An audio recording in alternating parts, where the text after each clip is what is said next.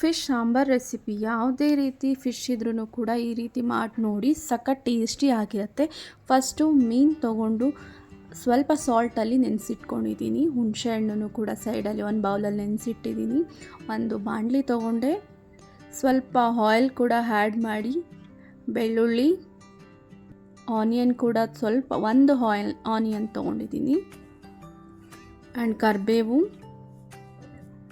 ಸ್ವಲ್ಪ ಜೀರಾನ ಆ್ಯಡ್ ಮಾಡ್ಕೊಂಡಿದ್ದೀನಿ. ಮೆಣಸು 1 ಸ್ಪೂನ್ ಹಾಕ್ಕೊಂಡೆ. ಚೆನ್ನಾಗಿ ಸ್ವಲ್ಪ ರೋಸ್ಟ್ ಆಗೋ ಥರ ಫ್ರೈ ಮಾಡ್ಕೊಳ್ಳೋಣ. ಇಷ್ಟೇ, ಲೋ ಇಂಗ್ರೀಡಿಯೆಂಟ್ ಯೂಸ್ ಮಾಡಿ ಹೇಗೆ ಮಾಡೋದು ಅಂತ ಸಿಂಪ್ಲಿಯಾಗಿ ಹೇಳ್ಕೊಡ್ತೀನಿ. ಈಗ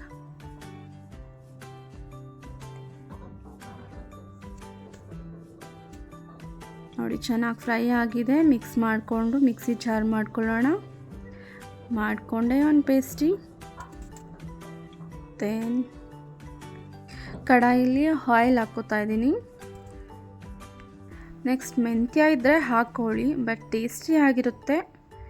ಇಲ್ಲ ಅಂದರೂ ಕೂಡ ಸ್ಕಿಪ್ ಮಾಡ್ಬೋದು. ನೆಕ್ಸ್ಟ್ 1 ಬೌಲ್ ಈರುಳ್ಳಿ ತೊಗೊಂಡಿದ್ದೀನಿ,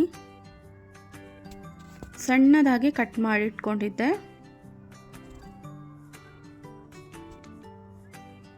ಸ್ವಲ್ಪ ಗೋಲ್ಡನಿಶ್ ಬರೋವರೆಗೂ ಫ್ರೈ ಮಾಡ್ಕೋಬೇಕು ಇದನ್ನು.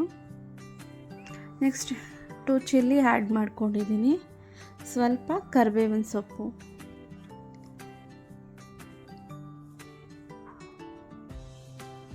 ಚೆನ್ನಾಗಿ ಫ್ರೈ ಮಾಡ್ಕೊಳ್ಳೋಣ.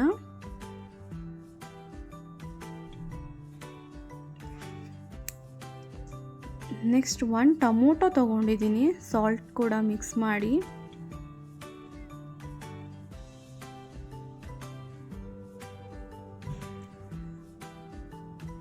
ಎಸ್, ಗೋಲ್ಡನಿಶ್ ಬಂದಿದೆ.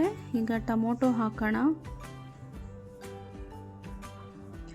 ಟೊಮೊಟೊ ಫುಲ್ಲು ರೋಸ್ಟ್ ಆಗಬೇಕು ಮೆತ್ತಗೆ, ಅಲ್ಲಿವರೆಗೂ ಚೆನ್ನಾಗಿ ಫ್ರೈ ಮಾಡ್ಕೋತಾ ಇರೋಣ. ಸ್ವಲ್ಪ ಚಿಲ್ಲಿ, ಕೊರಿಯಂಡರ್ ಪೌಡರ್ ಹಾಕೋಣ.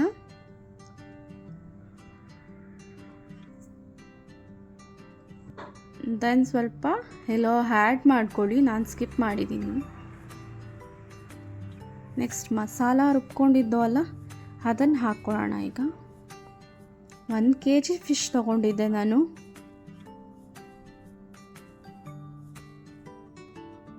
ಇಷ್ಟು ಹುಣಸೆಹಣ್ಣು ನೆನೆಸಿದ್ದೆ,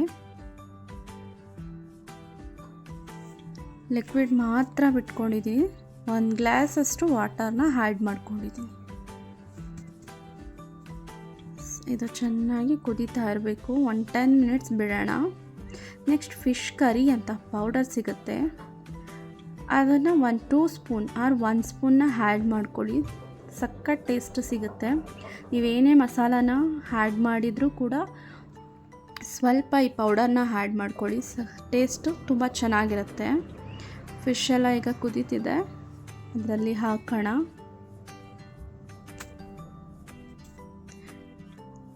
ನೋಡಿ, ಎಲ್ಲ ಹಾಕಿದ್ದಾಯಿತು. ಈಗ ಲಿಡ್ ಕ್ಲೋಸ್ ಮಾಡಿ ನಾನು 20 to 25 ಮಿನಿಟ್ಸ್ವರೆಗೂ ಹಾಗೆ ಬಿಡ್ತೀನಿ. ಚೆನ್ನಾಗಿ ಕುದಿಬೇಕು ಇದು. ನೋಡಿ ಈಗ ಎಷ್ಟು ಚೆನ್ನಾಗಿದೆ. 20 ಮಿನಿಟ್ಸ್ ಬಿಟ್ಟಿದೆ. ಈಗ ಜಸ್ಟ್ ಬೌಲಿಗೆ ಹಾಕೊಳ್ಳೋಣ ಸರ್ವ್ ಮಾಡಿಕೊಂಡು. ನೋಡಿ ಎಷ್ಟು ಸೂಪರಾಗಿದೆ. Thank you so much.